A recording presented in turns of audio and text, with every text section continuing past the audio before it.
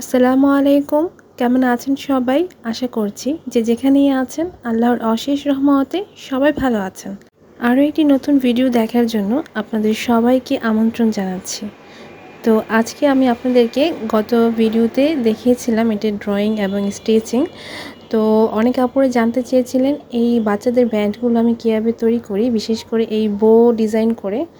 তো সেটার টিউটোরিয়ালে আজকে আপনাদের সঙ্গে শেয়ার করছি। আশা রাখছি আপনাদের কাছে ভালো লাগবে। আর যদি ভালো লেগে থাকে তাহলে প্লিজ একটি লাইক দিতে ভুলবেন না।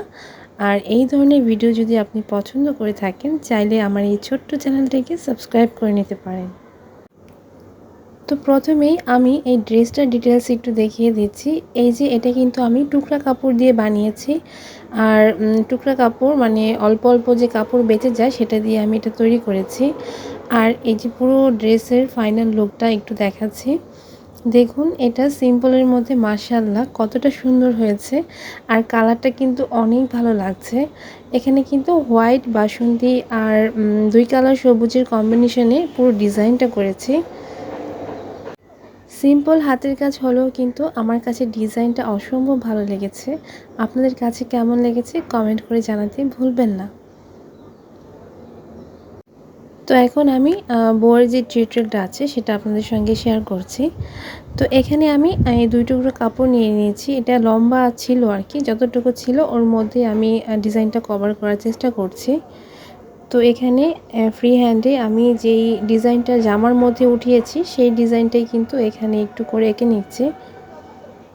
এভাবে করে ব্যান্ড তৈরি করলে বাচ্চাদের কিন্তু পরলে কিন্তু অনেক ভালো লাগে। আর বিশেষ করে মায়েরা খুব পছন্দ করে এই জামার সঙ্গে একটা ব্যান্ড যদি বাচ্চাদের হয়।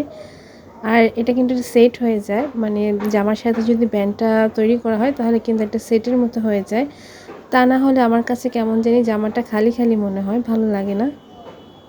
তো আমি প্রথমেই ড্রয়িংটা দেখিয়ে দিচ্ছি, এরপর কিন্তু আমি কোনটা কতটুকু মাপে নিয়েছি সেটাও আপনাদের সঙ্গে দেখিয়ে দিব। এটা তৈরি করা খুবই সহজ। তবে এখানে আমি টুকরা কাপড়ে করছি, আপনারা চাইলে কিন্তু বড় কাপড় কিংবা মানে যেই বড় বড় টুকরা কাপড়গুলি থাকে ওগুলো দিয়ে কিন্তু করতে পারবেন। জাস্ট একটু মাপটা ঠিক রাখবেন যে এর মধ্যে আপনি ডিজাইনটা তুলবেন। তো এই যে আমি ফ্রেমে আটকে এভাবে কিন্তু আগে সেলাইটা করে নিয়েছি একটা সিঙ্গেল পার্টে, এটা ডাবল পার্ট হবে। তো এই সেলাইটা থাকবে ভিতরের পাশে, মানে ভিতরে যে সেলাইটা এটা কিন্তু ভিতরের দিকে চলে যাবে, এটা কিন্তু আর বাহিরে কোনো সেলাইয়ের উল্টা পার্টটা থাকবে না। তো এই যে আমি এখানে কিন্তু ২টা পার্টি সেলাই করে নিয়ে নিয়েছি। আর এখানে যে বউটা আছে বড় বউ, এটা আমি ৭ ইঞ্চি নিয়েছি লম্বায়, আর চওড়ায় হবে এখানে ৫ ইঞ্চি। তবে আপনারা ছোট বড় করে নিতে পারেন। আর এখানে এটা চওড়া আছে ৩ ইঞ্চি। আর এটা লম্বাটা আমি দেখিয়ে দিচ্ছি, আমি ৫.৫ কি ৬ মতো রাখবো, এর মধ্যেই আর কি ৫ ইঞ্চি টিকবে, ৫.৫ মতো নেব, হাফ ইঞ্চি সেলাই চলে যাবে।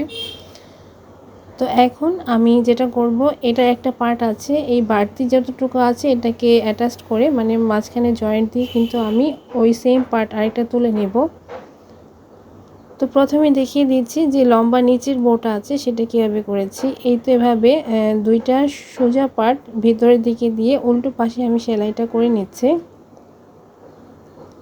এই যে উল্টো পাশে কিন্তু আমি হাফ ইঞ্চি পরিমাণ রেখে এরপর সেলাইটা করে নিচ্ছি। আর দুইটার কিন্তু ২ সাইডে একটু কোনাকুনিভাবে সেলাইটা করতে হবে যাতে দুইটা একই পাশে পড়ে। এটা আপনাদের খেয়াল করে ডান বাম যেটা আছে সেটা খেয়াল করে একটু সেলাইটা করতে হবে। এতে করে বউটা দেখতে ভালো লাগবে আর ডিজাইনটাও সুন্দর হবে। তো আমি কিন্তু ৩টা পাশে এভাবে করে সেলাই করে নিচ্ছি আর উপরের পাশটা আমি ফাঁকা রাখছি।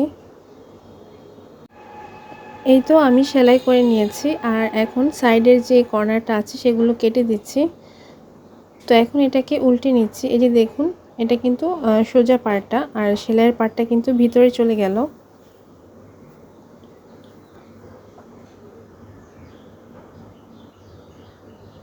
তো এই তো আমি পুরোপুরি উল্টে নেওয়ার পর এটা কিন্তু দেখতে এমন হয়েছে। আর সেমভাবে কিন্তু আরেকটা আমি তৈরি করে নিয়েছি। এই যে সেমভাবে আমি টোটাল 2টাই তৈরি করে নিয়েছি। এখন আমি উপরে যে বড় বউটা আছে সেটা তৈরি করব। আর এজন্যে যে টুকরা কাপড়টা দেখিয়েছিলাম বাড়তি অংশটুকু সেটা দিয়ে এটাকে জয়েন করে নিচ্ছি। ফার্স্টে জয়েন করে এরপর বাকি যে আরেকটা মানে বউয়ের অংশ রেখেছি সেটা সমান করে এটাকে কেটে নেব। এই যে এটা সমান করে এখন এটাকে কেটে নেব। আর এই যে জয়েন্ট পার্টটা কিন্তু আমি বউয়ের যে পিছনের ব্যাক পার্টটা থাকবে সেখানে দেব, আর সামনের পার্টটা আমি একদম যেই মানে একটা পার্ট আছে সেটা রাখবো। তো এখন আমি এটাকেও কিন্তু দুইটা সোজা পার্ট ভিতরের দিকে দিয়ে জাস্ট উল্টো দিক দিয়ে আমি সেলাইটা করে নিচ্ছি। এইটার মধ্যেও কিন্তু কাজ করা যায়, মানে যে উপরের বউটা থাকে সেটার মধ্যেও কিন্তু কাজ করা যায়। তো এই জন্য আগে সেমভাবে টুকরা কাপড়ের মধ্যে ডিজাইনটা তুলে সেলাই করে এরপর হচ্ছে এভাবে স্টিচ করে নিতে হবে, তাহলে কিন্তু হয়ে যাবে। তো এটা সেলাই করার পর আমি জাস্ট কর্নার টুক কেটে নিচ্ছি, এতে করে ফোল্ডিং করলে কোনাগুলো সুন্দর মতো ফোল্ড হবে। তো এখন এই যে পিছনের যে পার্টটা আছে জোড়া দেওয়া পার্টটা, এটা এখন আমি মাঝখানে একটু কেটে নিচ্ছি। এরপরে এখন এটাকে উল্টে দেব, কারণ এটার প্রত্যেকটা মানে সাইডে কিন্তু আমি আটকে দিয়েছি। এখন মাঝখানে ফাঁকা করে এটাকে আমি উল্টে নিচ্ছি। এখানে আমি কাঁচির সাহায্যে এই কাঁচির যে কোনাটা আছে সেটা দিয়ে কোনাগুলো সুন্দর করে বের করে নিচ্ছি। এটা কিন্তু কলম কিংবা যে কোনো এরকম চোখা টাইপের দিয়ে করলে এরকম হয়ে যাবে সুন্দর। তো প্রত্যেকটা সাইড কিন্তু আমি বের করে নিয়েছি, আর এখানে ছোট্ট একটা বেল্টের মতো আমি ফোল্ড করে সেলাই করে নিচ্ছি, আর এটাকেও সোজা পার্টে করে নিচ্ছি।